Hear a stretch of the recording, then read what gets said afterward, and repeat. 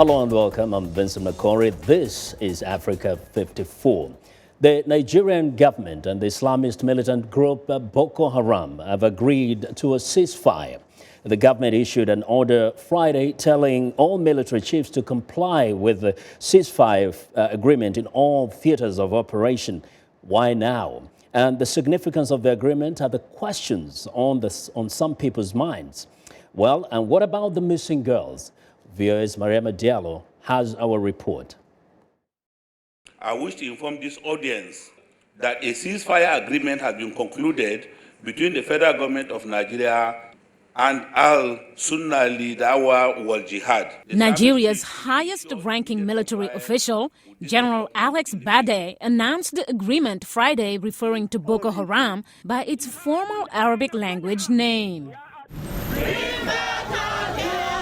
This week marks 6 months since some 270 girls were kidnapped by the Islamist militant group. Leo Kayan, the chief of the House of Service at VOA, says a man named Danladi Ahmadu, who calls himself the Secretary General of Boko Haram, told Voice of America that the ceasefire talks included discussions on the release of the girls. The girls are living very well. They're feeding very well. We asked him if they were not being abused. He said no. He confirmed that they were split into groups, but that they would be reassembled when it's time to bring them back. But that they were going to hand them over only to the president of Chad and nobody else.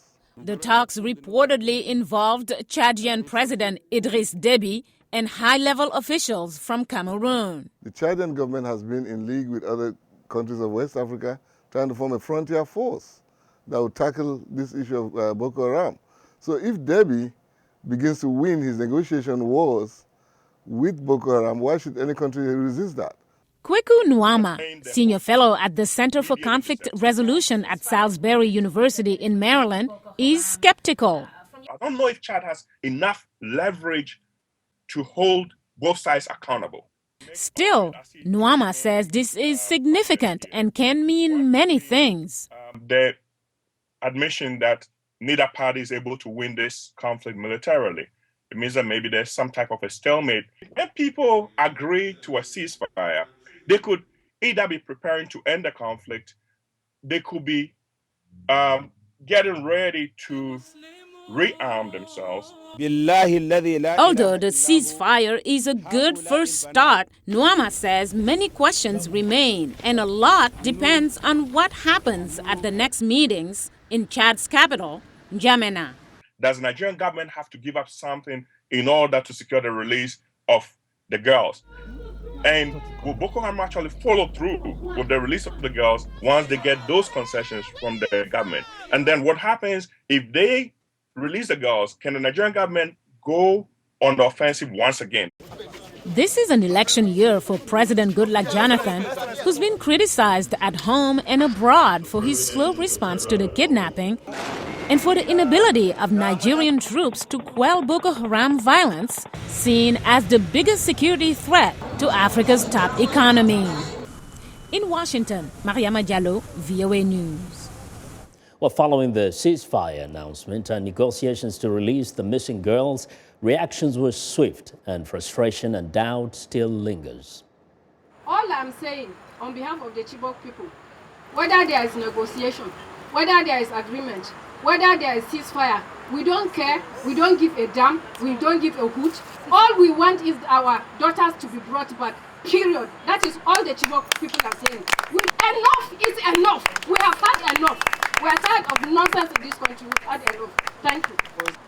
How will a mother be feeling right now with the news that their girls could be coming back very soon? What will happen at the first sight of their girls? What if those girls don't come back in the state that they were when they were taken? I really want them to come back as soon as possible because 6 months is madness. We don't know what is happening to them. We can imagine the depression that would fall over everybody if this ended up just being a spook, Well, for more perspective on this story, joining us live via Skype from Abuja, Nigeria, is VOA West Africa correspondent and look. Hello, Anne.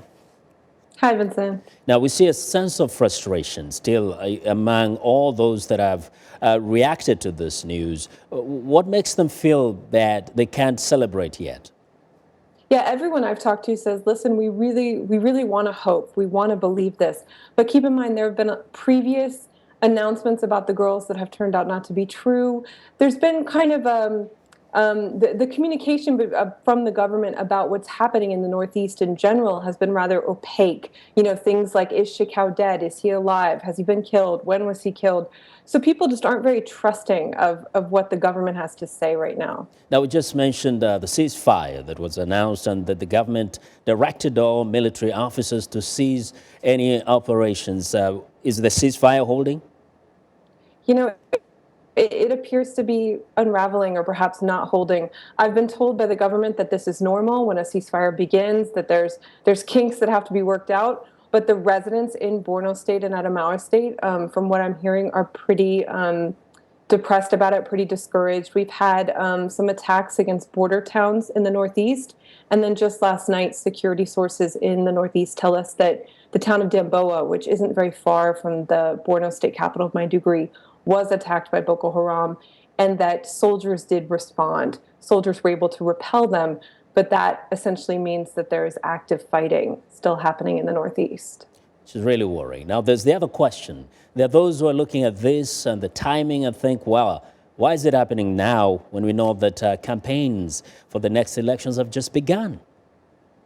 Yeah, two of Goodluck Jonathan's key opponents have already declared their candidacy for the election that's coming in February. President Goodluck Jonathan is expected to announce very soon. But you could look at it two ways, at least this is what I'm hearing. A, is it politically motivated? Are they trying to build up support and look busy, look like they're doing something before this big candidacy announcement? Or B, why would they lie? Why would they fabricate this? Because the fallout, if it turns out to not be true or to not work out, could be devastating for the president. So there's multiple ways to look at it, but politics definitely is hanging over pretty much everything right now in Nigeria. But is it a little comforting, perhaps, to some that this is not just about the government of Nigeria negotiating with Boko Haram, but actually there's a third party? There's a kind of a regional representation in these talks. Yeah, definitely. From the moment we heard the news about the talks, analysts were telling me, listen, Chad's role is important. The fact that Chad is involved gives this legitimacy. They are seen as perhaps the most neutral by Boko Haram, so it would make sense that they would be able to mediate an agreement that would be amenable to both parties.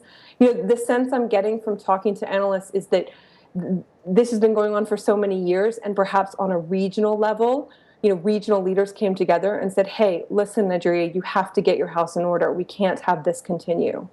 Now, something perhaps we haven't talked about. We know that these are not the first girls to be kidnapped by Boko Haram. Do we have a history of any of those who have been kidnapped being released back to their parents or to their family members?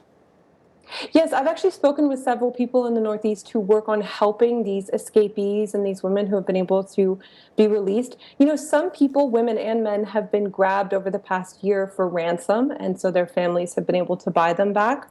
Others have been able to leave. There have been reports of women perhaps pregnant, being abandoned by Boko Haram, being taken to towns and left there. So lots of scenarios, but yes, there have been women who've been able to escape. And actually, very quickly, has there been any talks of a possibility of exchange, say, of Boko Haram militants who have been arrested and detained, or perhaps even a ransom pay? That's one possibility we're hearing. The government is being pretty tight-lipped about what it would or would not consider for the girls. The only thing that they've told me is just, listen, everything is on the table. We're ready to solve this situation. So we'll see. Okay. Thank you very much, Anne, for joining us today from Abuja. That's VOA's Anne Look reporting for us live via Skype from Abuja in Nigeria.